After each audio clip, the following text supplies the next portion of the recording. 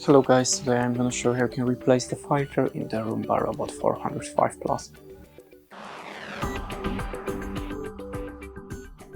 So in the first step we have to remove the top cover, then remove the bin container and oh sorry, I have some trash here. Okay, never mind. Then the filter is located here. We have to lift it up from the left side to remove it. Then you can take new filter and implement it in the same way. Then insert the bin container again and close the top cover. That's it. Okay, one more tip. You have the cleaning brush in this place. So we can just take it, and if you want to clean the filter, you